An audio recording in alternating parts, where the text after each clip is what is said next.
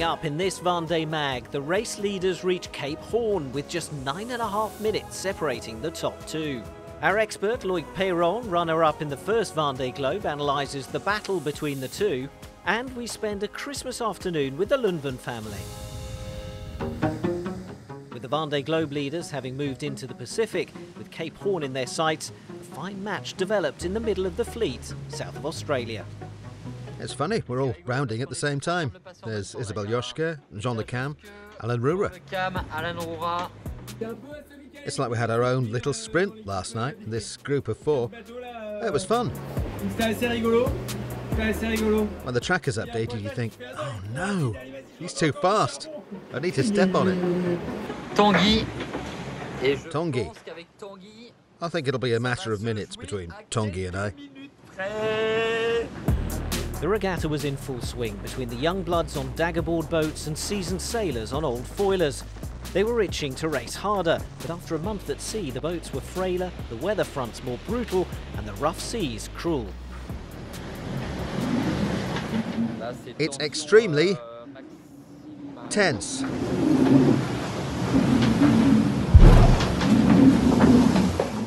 We've got to hold out for another 3 hours of this. À tenir là, pourvu que ça tienne, putain, pourvu que ça tienne. The sea state is extremely rough. You can see spray lashing in the wind. It's dicey. We're just keeping our heads down.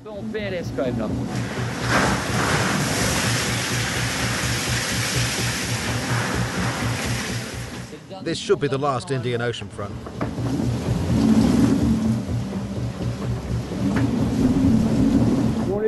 I've got a real problem, guys. The boat's falling to pieces. There's a crack right along this bulkhead and the hull bottom. On both sides. I really need to fix that.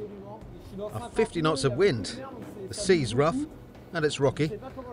I don't know how I'm going to steady it for repairs. My God!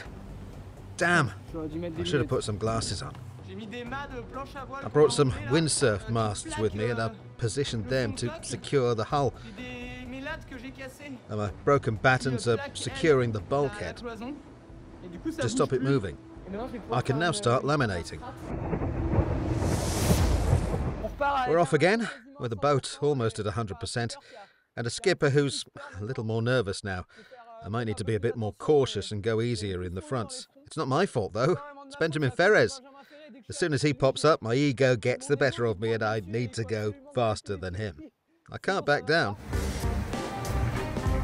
Violette d'Orange's racing instinct brought her trouble too. 8 days and 21 hours after Charlie Dallan, the youngest skipper rounded Cape Lewin in 25th place. On her maiden voyage into the Southern Hemisphere, she'd managed to weather the storms and repair her coffee grinder last week. However, just as her confidence was soaring, Violette had a big scare. I'm a touch upset because I've had a tough day. I hit a weather front this morning and I wanted to test the limits of my sails. I attacked with too much canvas and got caught out in a 50-knot squall. I thought I was going to dismast. It was horrible. As I slowed down over the last few days, my competitive spirit took over. Although I knew fine well that my main target was to finish, I've got to get that into my head. Early December, we rounded the Cape of Good Hope. And I very nearly pulled out with my rudder problem. I said to myself, try your solution and see if it's possible to get to Australia. Well, we've done it. It's crazy. We're on the other side of the Earth.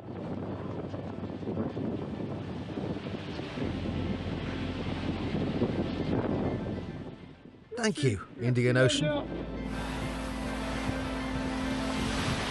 So there we have it. We are out of the Indian, apparently. We've crossed the longitude of Cape Lewin, and it feels freaking amazing. And I think as a New Zealander, I'm not allowed to glorify anything that's Australian.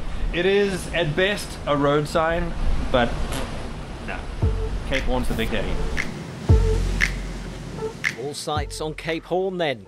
A 3-horse race developed at the front of the fleet, sailing on the back of a low pressure area bordering the ice exclusion zone. The leaders jibed and slalomed as the steady wind changed direction until they could head directly towards Cape Horn. Fortune smiled on them as the Pacific lived up to its name. Charlie Dallan lost time off New Zealand, but waited a while before officially acknowledging that he'd experienced head sole problems. It took 36 hours of hard work to get it fixed, but it's done. The sail is back in use. Pleased to announce that Massif Santé Prévoyance is back to her full potential. Are you listening? Her full potential. After this enforced break, Dallan accelerated very hard and regained top spot. Only Johan Richomme could keep up the pace, with Sébastien Simon inevitably dropping back. It's not much fun fighting with a foil missing, I can tell you. The boat, it's behaving awfully. It's a pain. It's sickening to see the front two get away ahead of the ridge. We've passed Point Nemo and now we're heading to Cape Horn, which we'll reach in around 3 days. Cape Horn for Christmas. That'll be exceptionnel. C'est trop bien. The chasing group was looking to take advantage of the intense southwesterly whipped up by the low pressure area, but it had also left the sea heavier. The wind was strong but fickle, and polar temperatures complicated life aboard. There was no joy on the horizon. With no hope of catching the leaders in the Pacific, they faced a perilous passage at Cape Horn, with lows descending the coast of Chile. The sailors' morale ebbed and their boats tired. Thomas Rouillon moved clear into fourth. A tough, short, cross sea. Not easy to keep the boat progressing. I'm racking my brains too, worrying about what's coming up. Jeremy Bayot and Nicolas Lunven were forced to ease off for several hours whilst they repaired broken mechanical parts as sails and mast were put through the ringer. I decided to lower the mainsail. The mainsail lock is broken in two. I've got a spare, but it's all very well having a spare. You've still got to dismantle the track and remove the old one. You have to remove the battens, unscrew the track, put it back again, and fit the lock. In a rough sea state too. It's hell. On top of that, it's minus 12 Celsius, so your fingers are numb because, of course, you can't wear gloves with such small screws. I realised that I had a broken batten car. Of course, it had to be the one right at the top, and the wind was at 30, 35 knots, so I had to lower the mainsail while straddling the boom in 30 to 35 knots, and a 5-metre swell. I don't know how long it took, 2 to 3 hours? I'm shattered now. I've just eaten. I'll jibe soon and then I'm going to have a nap, because I've had it. You just burn so much energy. But it's fixed. I've changed it. The mainsail is up, but it doesn't have to take it out of you. Sam Goodchild in 10th place then saw his headsail lock give up the ghost. He had no choice but to haul 180 square metres of sail out of the water by hand. Trying to save it, but not so windy.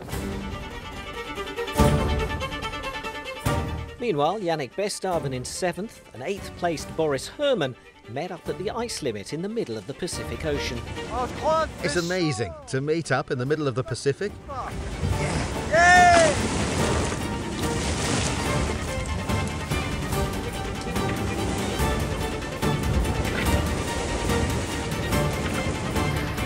Justine Metro was battling to stay with the top 11.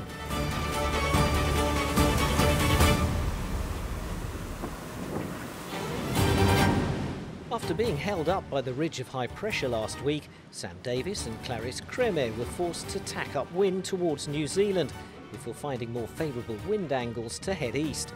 Benjamin Dutroux and Romain Attanasio weren't far away. I've been close hauled for several days, but it will soon be over.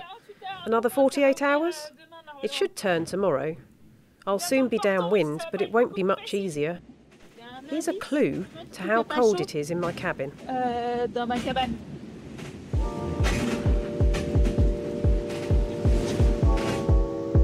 At the rear of the fleet, the gaps continued to grow. The back markers were worn out by a heavy Indian Ocean. I can't sleep because I'm not going fast enough. I jibed last night and I'm now heading directly east. The weather front is catching me up from behind.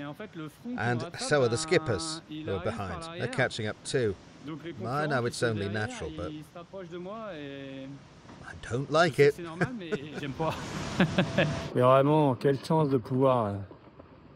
But how lucky I am to be here all alone in the middle of the Pacific after setting sail alone from Les Sables d'Olonne. It's an awesome experience.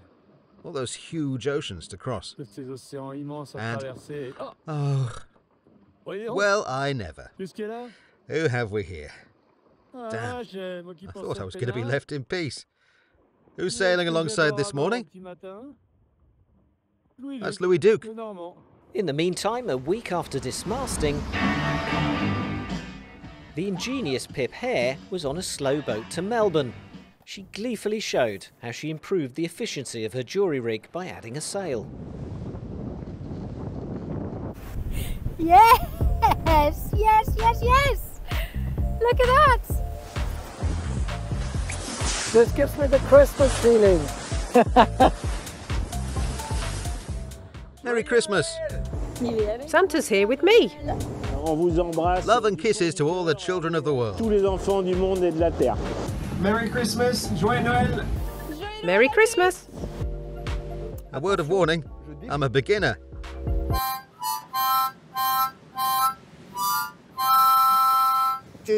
Thousands of toys. Don't forget my rain gear.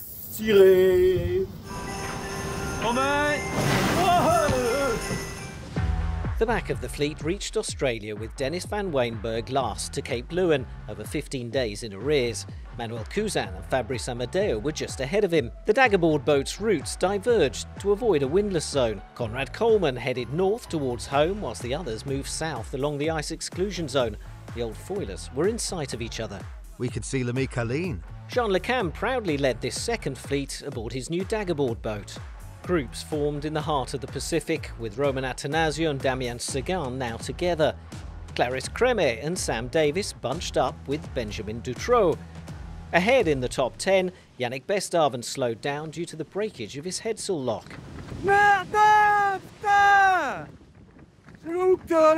Damn! The lock must have broken. Christ. 2 hours of toil to get it out of the water alone. Christ almighty. So much effort, ruined in 1 second. It sucks. Paul Meillat swiftly moved up a place. Look who's here, Maitre Coq. The two leaders, flying at very high speed on a direct tack with minimal manoeuvres before Cape Horn, had engaged in a long final sprint towards Les Sables d'Olonne. Johan Richomme had edged ahead, with Charlie Dalin slightly offset. The pair spent hours analysing charts and weather models, weighing up the routes open to them and planning their ascent of the Atlantic. After being pursued by a train of west to east weather systems, they now headed north again. After a hiatus, strategy and tactical choices would once again come into play to negotiate the high and low pressure areas that would cross their path. The race to victory was on. On 23rd of December, after 43 days at sea, the two men rounded Cape Horn with a mere 9 minutes and 30 seconds separating them. Both were more than 3 days ahead of Armel Leclerc's record set in 2016. A moment of triumph for the two skippers who'd long envisioned this scenario. On a fait le Cap Horn, quoi.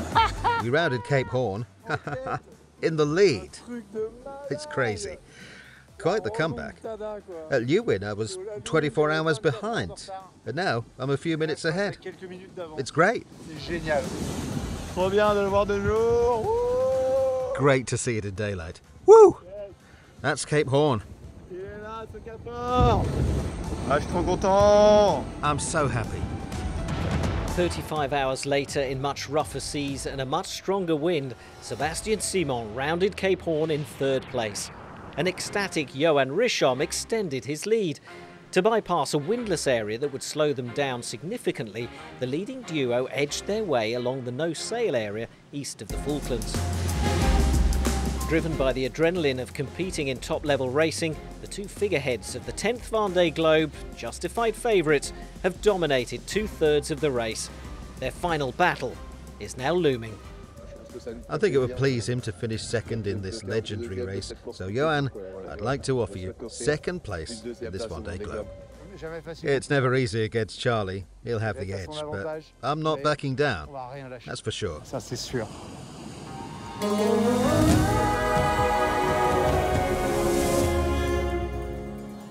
The day before the Vendée Globe start in Les Sables d'Olonne, Loïck Peyron was inducted into the Cap Horniers Association, chaired by Jean-Luc Van den Heide. Today he's our expert. Hi Loïck. Hi. You have 4 Cape Horns under your belt, 3 of them by day, and 1 in the Vendée Globe in the 89-90 race. What do you remember about rounding the horn behind Titouan Lamazou and Jean-Luc Van den Heide? You were third at the time and finished second. Just one of the memories. Yeah, it's an unforgettable experience for any sailor fortunate enough to round Cape Horn solo, especially in the Vendée Globe, or sailing the right way round, and to see it as I did on my first time. I even took some footage during that first Vendée Globe, and then I threw all my cassettes containing the memories I'd accumulated before Cape Horn to my brothers. They were waiting for me on 2 small cruise boats between Ushuaia and Antarctica. The horn's often seen as liberating for sailors. Can you explain why? Yes, it is geographically, physically and meteorologically symbolic, as we saw in Charlie's and Johan's footage when they rounded it recently. It has an instantly calming effect. Often, though not always, statistically we turn left and head back into what we think of as our own back garden. It may not be easier, but we know we're leaving the hell of this vast maritime desert behind. It's true that it's a relief when the long swell ends. It's farewell to the albatrosses, although not immediately, because they do follow us for a while at this latitude. Truly, it is symbolic. The risk is letting go and switching off. Several sailors have said that. Yes, you have to be careful because the weather can calm down quite quickly and then later pick up dangerously along the Argentinian coast. You need to be careful along the coast of Brazil. But nonetheless, it's still the end of living hell. So getting out is great. Reaching Cape Horn takes less time now. The leading skippers took 43 days, which is amazing. 30 years ago, things were quite different. We really took a break in the southern part, partly because Philippe Poupon's problems at the time, when the hell started in the Southern Ocean, dampened everyone's enthusiasm. It even did me a favour, I think, and possibly saved me to see Philou in such a state. We were in survival mode in the south, and the racing picked up again after rounding the Horn. In this Vendée Globe, it's constant. Let's talk about the face-off between Charlie Dalin and Johan Richomme now. That'll keep us in suspense for the next few days. What are your thoughts on this? It's a bit like Peyron and Desjoyaux 20 or 30 years ago, isn't it? Ah, yeah, during my last Vendée Globe, I'd like to fight it out with Desjoyaux, because his performance in 2008 was incredible. Unfortunately, I dismasted, preventing me from confronting him and the others. But now we have some amazing skippers, and the boats are a bit different. Johan on Arcaire Pabrec had the advantage in the south. The conditions might have favoured Massif and Charlie in the transition zones, which are a little calmer, and in the windward phases. But it's going to be exciting. They're both highly skilled and have this remarkable ability to take the shortest route and to anticipate each other's moves. In that respect, it's an amazing race. What's at stake in this head-to-head over the next 3 weeks? As lifelong friends, they know each other really well. How is it to race against people that you know well, go to the pub with, and have also been flatmates with? Exactly. They know each other inside out. It doesn't get any better. In any competition or confrontation, you must know your opponent and respect them. That's part of it. They have this profound respect for each other, and they won't back down. They look remarkably fresh, at least in the footage, and the state of the boats seems... Well, you can always hide little problems, but I think they're sailing well. From what we know, Charlie had a few minor sail issues a few days ago, but it seems like they're resolved. It's a friendly rivalry, but it's still a sport and an incredible adventure. Ultimately, it's a yacht race, and nothing's certain till the finish line is crossed. Anything can happen. Loïck, do you remember Bruno Lunven?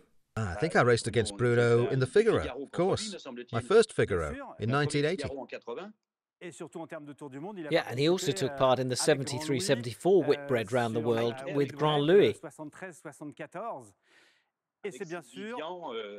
With Sylvie Vian on board. Yeah, and of course, he's also the father of Nicolas Lunven, currently at sea. And to wrap up this Vendée Mag, we spent an afternoon with the Lunven family. There's the father, of course, but also Laure, who is not only Nicolas's wife, but also Roman Athanasio's press attaché. A Christmas afternoon at the Lunven home. De Noël, donc, chez les Lunven. We're going to put pins in the globe to see where Dad is. Careful, little lower. Dad's at Point Nemo now. Point Nemo is here. Alors, le Point Nemo, c'est là, Thibaut. We do have the globe, but we're not always up to date. Sometimes we put 3 pins in on the same day. That's due to the low. Dad dodged the low. It's hard to have routines with this kind of sport because Nicolas can't always stick to set times due to the weather or challenges he's facing. He calls when he feels okay to talk. When I see the kids need to talk, I sometimes call him too. And if he answers, all the better. Hop. Regarde, qui c'est celui-là? Tu le connais? Il fait l'andouille. Hey, look who's there. Thibaut. Know who that is? He's messing about. Do you want to talk to Dad for a minute? I'll get the girls. Tu discutes avec papa 2 secondes? Je vais chercher les filles. Tu discutes 2 secondes?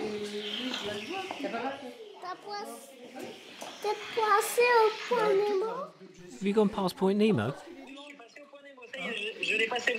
I've passed Point Nemo. Now the next step is rounding Cape Horn. But we don't set up a routine. If something should happen in the Vendée Globe, it would really upset them. We know when Daddy leaves, but we don't know when he'll be back. Hi, Dad. Everything okay, sweetie? You seem to like the piano, honey. I'll put you here, or you won't see me.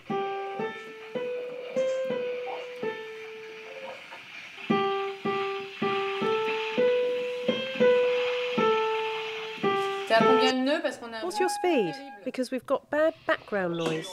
Between 20 and 25 knots. What about the sea? The sea's rough, so there's a lot of noise and banging on all sides, and the boat's underwater. It's not very nice. Long live the Atlantic. Yeah, so much for the long Pacific swell. I'm still looking for it.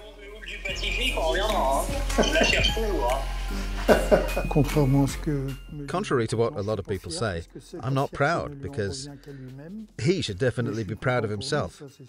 But I'm definitely happy for him. It's the culmination of his career. Well, I hope it goes on for a little while, but if it ended on this note, it will be pretty good.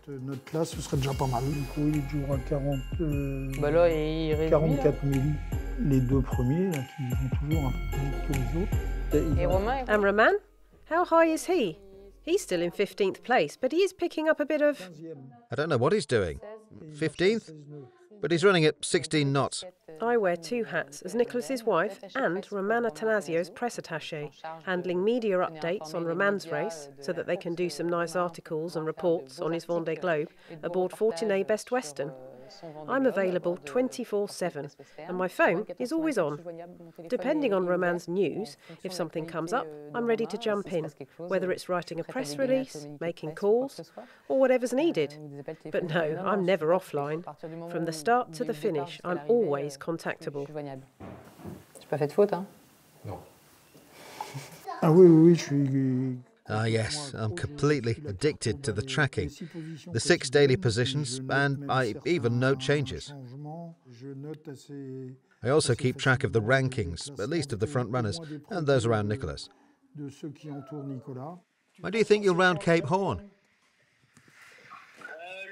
The 27th or 28th, I think. Probably the 27th. Step up the pace a little. Take care. Merry Christmas to you all!